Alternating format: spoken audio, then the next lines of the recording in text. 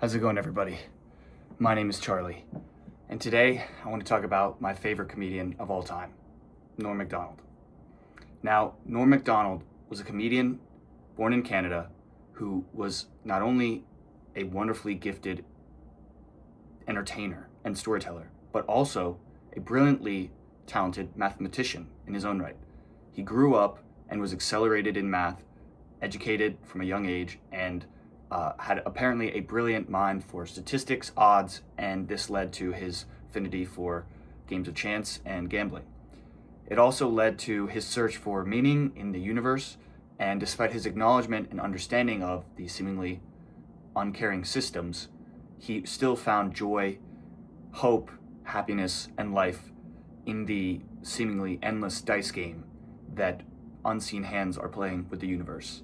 And in so doing, he found humor and joy and shared it with us. So I wanted to underline this mathematical background to get into why I believe he was able to serve as the best comedian of all time. But before I do that, I want to outline his definition of a perfect joke. Norm was asked on several occasions and demonstrated his view that the perfect joke was one where the setup was the exact same as the punchline. Now, this can take its form in several different ways. You have the classic, yippee, Jerry Rubin is dead. Or, sorry, that should read, yippee, Jerry Rubin is dead.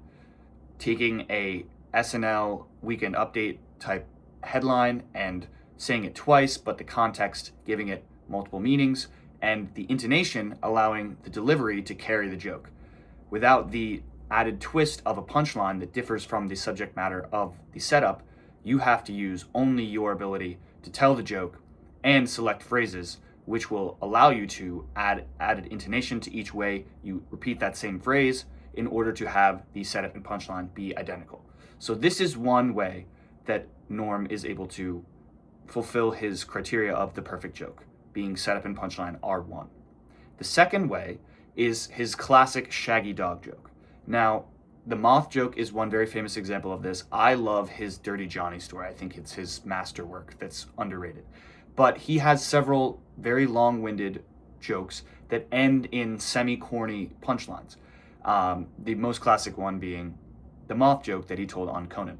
Now, why these are so effective and why they fulfill this purpose is that the joke's purpose is to build up a overly long story that has an elaborate, lots of set pieces, lots of different details, ways for the storyteller to weave, fun methods and essentially just tell a story in their voice that all resolves with a punchline that is simultaneously super dumb, but also fulfills every single thing you've set up before that in a way that upsets you, makes you frustrated that you dedicated that much time to it, but also makes you give respect to the guy who carried the joke that long, was able to do it in that voice with that amount of cheek and do it in such a masterful way. So there's also the Paddy Wack Rolling Stone. That's another great one. I think that is kind of the epitome of the long-winded Shaggy Dog setup that has a perfect payoff. But the reason why I say that this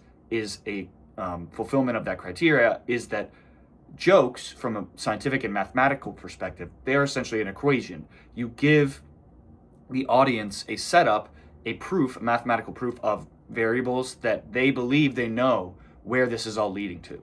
And at the last second, you say, actually, no, I'm going to hit you with this, the punchline. It's the switch. And that switch makes sense with what you've set up before. It must, or it makes sense in contrast to it. And however, it doesn't match it perfectly, because if people can see where the joke is going, they will just, they won't laugh. They'll probably just get it too early, or they won't think that it's that funny if you haven't selected the proper joke.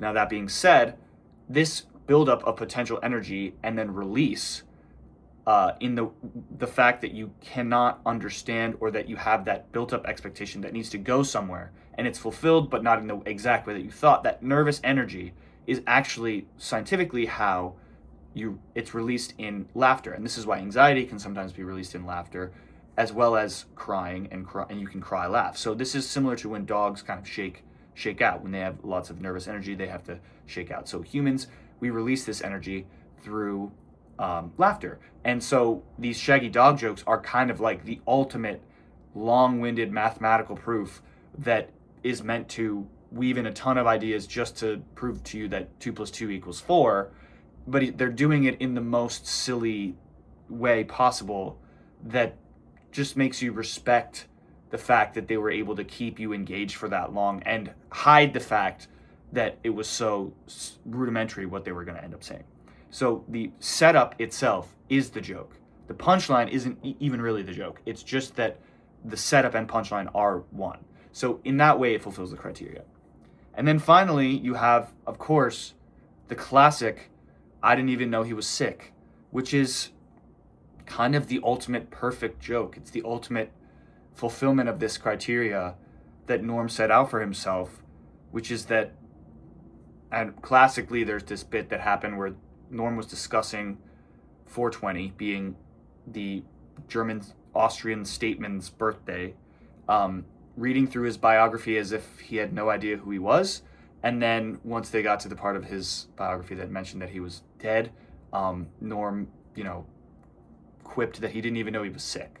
And so throughout his career, Norm had left breadcrumbs about the fact that he had been battling cancer. And however, he did not want anyone to know. His entire career, he didn't really make it public, even though he would be talking in his jokes and subject matter about death, morbid topics. He would read the great Russian novelists, Dostoevsky, as well as, just Tolstoy, and he would wax philosophical and poetical on his Twitter account. But all this is to say that he was engaging in real time with these topics while they were in his mind. But these were all a setup for a punchline that we would never see, or rather that he would never see, but that only we would be able to have. The setup is the same as the punchline. Because to him, once he's gone, the punchline is that he's gone. We didn't even know he was sick. And he can't directly tell us the punchline, but because of the setup, we know that they're one and the same. It's that him passing away and bearing that cross, not wanting pity laughs, not wanting sympathy, wanting to only get through on his own ability to alchemize those same phrases that he came up with. His words alone are what would carry him in comedy, not some cheap trick. And so the same way, yippee, Jerry Rubin is dead. Yippee, Jerry Rubin is dead.